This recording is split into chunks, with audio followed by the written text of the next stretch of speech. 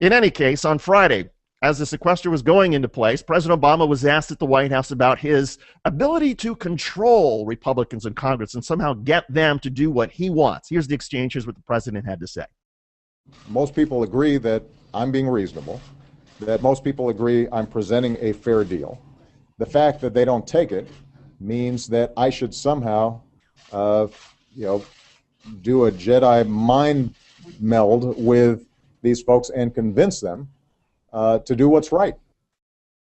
To be clear, the president, in an effort to try to get at what I consider to be this artificial issue of somehow the deficit being out of control, and again, because the economy is picking up and receipts are coming into the government faster than before, the deficit is shrinking on its own.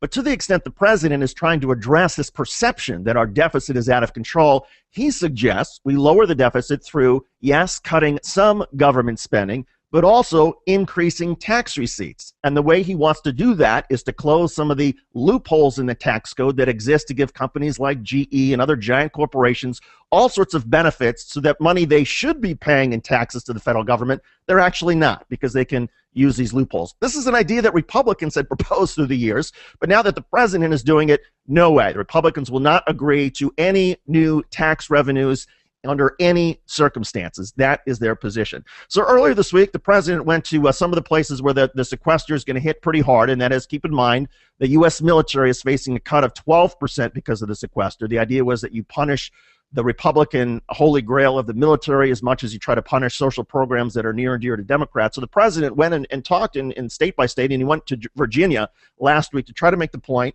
about what's going to happen to the U.S. military, to some of the ships, as the sequester moves forward. Listen. Over the Norfolk Naval Station, the threat of these cuts has already forced the Navy to cancel the deployment or delay the repair of certain aircraft carriers. He's right. I mean, the military is trying to figure out some way to, as essentially as the military has pointed out, to make these cuts with a meat cleaver instead of a precision knife. And that is, if you're going to cut government spending, you're going to cut the military. Most people agree, let's do it precisely, and let's do it with some thought. But when you suddenly impose a 12% cut across the board of the military, you have to start wiping out major programs, making decisions without giving it a lot of thought, and it's hurting the military. The president also pointed out that the sequester, which essentially means that right now the notices are going out, in April the funds start drying up and government agencies start having to furlough employees. It's not going to affect just the military, but it's going to affect literally every walk of life that the government is involved in. Here's the president again. Across the country, these cuts will force federal prosecutors to close cases and potentially let criminals go. Air traffic controllers and airport security will see cutbacks, and that could cause delays at airports across the country.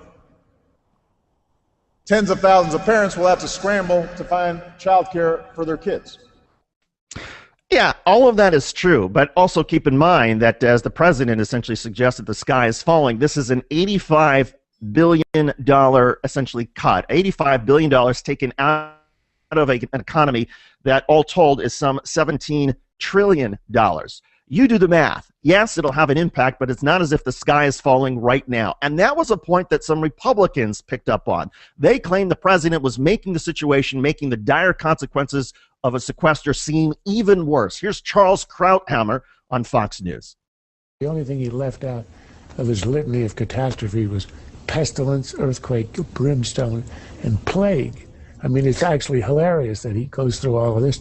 And now, all of a sudden, having discovered that the Republicans are not going to budge and that he hasn't won the propaganda war, all of a sudden it's a tumble down. Yeah, it is a tumble down. It's not a cliff. We're not about to go over a fiscal cliff.